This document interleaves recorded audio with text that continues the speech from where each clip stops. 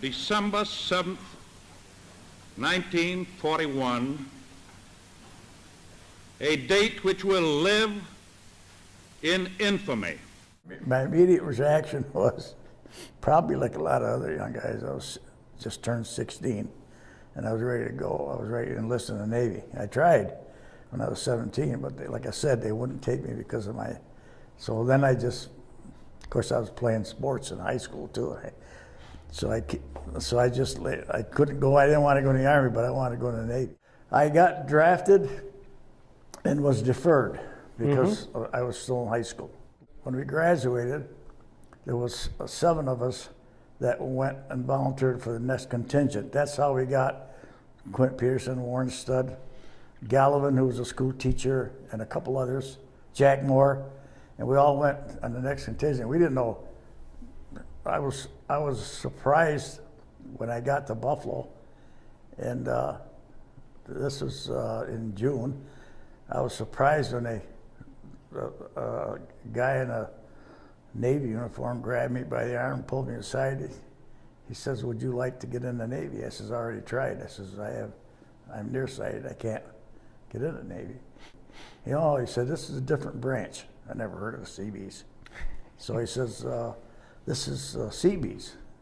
Of course, John Wayne made that big movie. Yeah. So he says, "It's a different branch." I said, "Yeah, I want to get in the Navy." So he pulled me aside, and I took that branch, and Jack went in the Army, Gallivan went in the Army, Warren Studd went in the Marines, Quint Peterson went in the Navy. I caught a break. I didn't really want to go in the Army. I liked the Navy. Some units were stevedore outfits in the Pacific, unloading ships. That's all they did. Ammunition, supplies, everything. They just worked their regular job. They just unloaded a ship. Our units were what they called maintenance units. We would go on a base and take care of all the maintenance like we did. We went on the first base we went on overseas was Barbers Point Naval Air Station, and we did maintenance. I was put into refrigeration, and I was learned how to repair refrigeration equipment, and then we stood a 4-hour watch in the big food storage warehouse. So they had the big storage units where they stored all the food for the base, and we'd take readings and whatever. And then we were trained at what to do in case of an attack and all this stuff. And that's what we did. And then on our off hours for 4 hours, we would go around to the different places on the base that had refrigeration equipment. If something broke down, then we'd fix it. And that's what we did for a year in Hawaii, in Barbers Point. And then we switched with the other unit had gone to Midway before we did. So then we switched. I was telling you about my friend Don Anderson. Anderson. And then I got to see him for a month or so while we were making the transition. So then off we go to Midway for a year, and we were attached to a Marine Air Group. I was. And I took care again their storage facilities and worked 6 hours shift, 7 days a week. Nowhere to go. Yeah. The island was about 1.5 miles long and about maybe 3/4 of a mile wide. And you could stand on a 1-story building and see water all the way around you. Yep. So it was probably 10-foot elevation. If we'd had a tsunami then, I don't know what would have happened. But we were there for a year. And then we shipped back to Hawaii. Aiea Heights, we spent time at Aiea Heights Naval Hospital up on the hill for a couple of months, and then eventually come back to the States, and the war was over. We got sent to Staten Island for a month, waiting for a half a point or whatever to get discharged. So Seabees went through a lot more rigorous training than the regular Navy did. We had 1 month of just disciplinary training, marching and all that stuff. And then we had 2 months of Marine training for Marine personnel that trained us in obstacle courses, weaponry, landing craft. We had all of it. We had the same training as the Marines had, and we had the same equipment. And we got issued before we left the States, we were issued our rifle, and we kept that through the whole, till we come back and turned it in. That's your motto. We build, we fight. Yeah, that's it. The Japanese have accepted our terms fully. That's the word we've just received from the White House in Washington. This, ladies and gentlemen, is the end of the Second World War.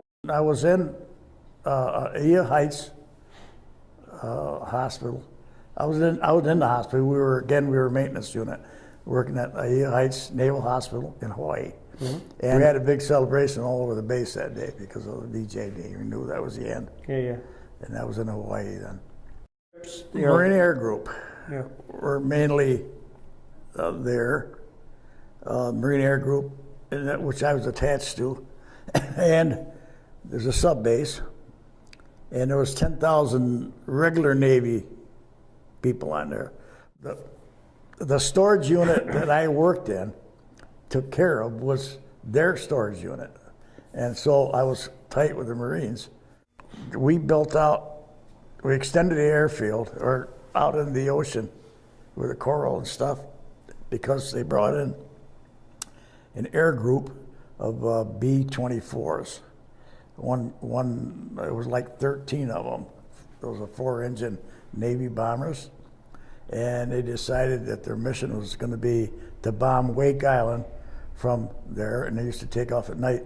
And it was about almost like 1,200 miles, air miles one way, so they'd make a round trip, like 2,800 miles. And so when they got done, there were only 3 of them left. And they were so hard for them to take off and land. We lost them taking off or landing because they'd crashed, because they were just, the airfield just wasn't, a place wasn't big enough. We were assigned battle stations. In other words, you had your little pillbox, or not a pillbox, but it was just a hole in the ground with a bunch of sandbags around it. Mm-hmm. And if, in case of attack, that's where you were supposed to report with your rifle. You know? And we had a couple of alerts where, what they call red alerts, where we had to, turn to with our rifle and stuff, and in case, but false alarms.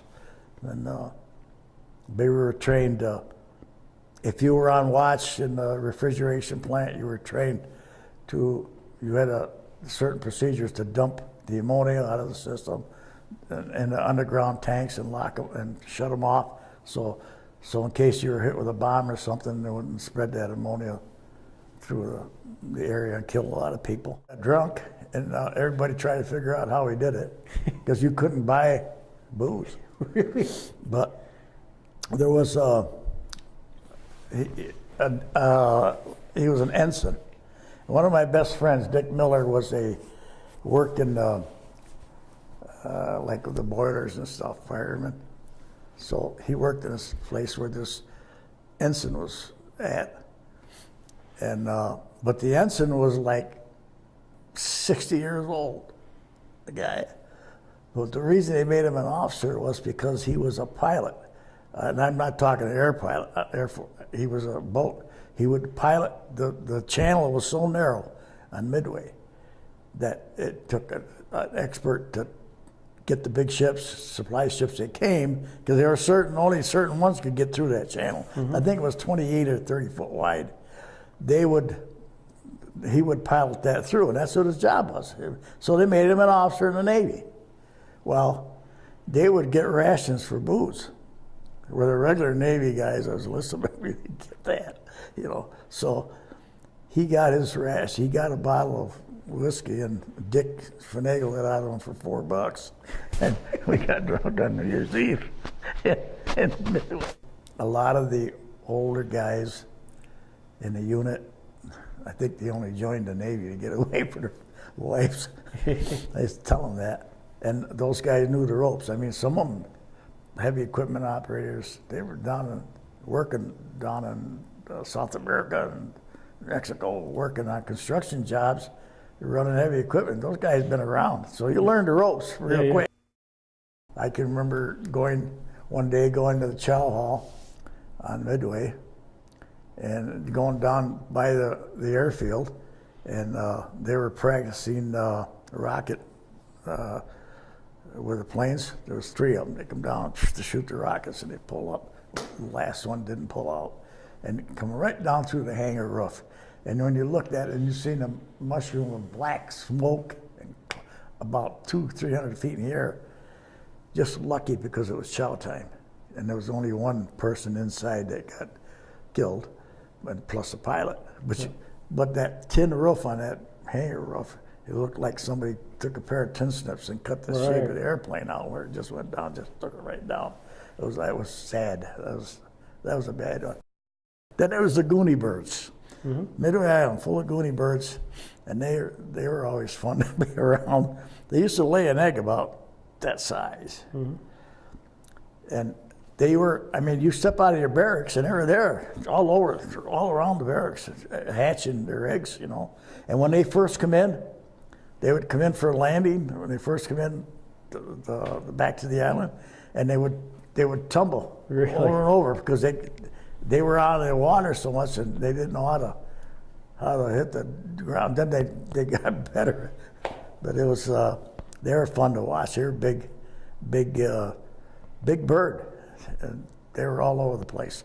They were only there for a couple months to hatch their eggs, and then they'd be off again and come back the next year. In Midway, they had the big power plant, and the one electrician that was in back of the big panel and didn't wear his hat, and he stood up and hit them hot wire, got electrocuted, it killed them. You know, that was the only fatality we had that I can remember. Crooked crap game or somebody, you know, something like that. And then they had the crap game going, all of a sudden, a pair of crooked dice show up. Really? And this guy was a gambler, so you knew where they came from. Everybody knew it. He had to be him that brought him back from Hawaii. You know, they got on him pretty good. I played poker all the time. Yeah. It was my favorite. And when I got home, I had $3,600 in the bank. Wow. I always made a practice to play with somebody dumber than you, though. The next day, I'd be out at the post office and send a money order home. This has been great, Frank. What do you mean you had no stories? This is unbelievable. Oh, I got a lot. Well, it's so funny. You know, all in all, you had to say you enjoyed your time, you know, in the service because you met so many people, had so many friends, and you made so many friends. There's things you did, though, you don't want to repeat. Oh, tell me one. Don Anderson, Yep. not the one that was in Jamestown. This is one from Minneapolis. Don was on a work crew with a 1.5-ton truck, and his aunt and uncle were civilian workers in Honolulu. They worked for the Navy, but they were what they call civilian workers. So they said. Don says, we're going to go see my aunt and uncle. Really? So we didn't have dress uniforms. We just our green CB uniforms, work clothes. He says, we're taking the truck. We drove the truck in to Honolulu, driving all over. Went to see his aunt and uncle, had dinner with them at their house. And we come back, and they were going nuts looking for that truck. Where's that truck? Well, we come in the back gate of the base, and they didn't catch us. The Marines wouldn't have turned us in anyways, because like I say, we were buddies with them. Yeah. So we go back. We go back into the barracks, and Don hangs the keys up on the board. And the chief comes in and he sees those keys. Where'd those keys come from? You weren't there 10 minutes ago. We don't know where they came from. You know? It was some of the stuff you pulled. We had an endless supply of beer because they stored it in our warehouse. So we knew how to get at it and hide it. You know, I had more, and I wasn't a big drinker, don't get me wrong, but I always had it around, bargaining. Sure. You know? So outside of our barracks, it was all sand. So they had holes dug in the ground and whole cases of beer buried in the ground. Because I'd get them, and the sergeant would tell me, where did you get that? So never mind. He says, I know how to get it. You know, we'd have Barrett with our card game. Yeah, He yeah. says, I can't, you know, well, you have to go through that first-class storekeeper, that jerk. I said, I don't. I go around him. Unless he wants to go in and count everything in that storage unit. But Kind of like sounds like McHale's Navy. Remember yeah, that? oh yeah, it was really, you know, and the guy, you could learn a lot. You want to go on Liberty, one of these guys that was like 40 years old, 35, 40, married, New York City or New Jersey. Are you kidding me?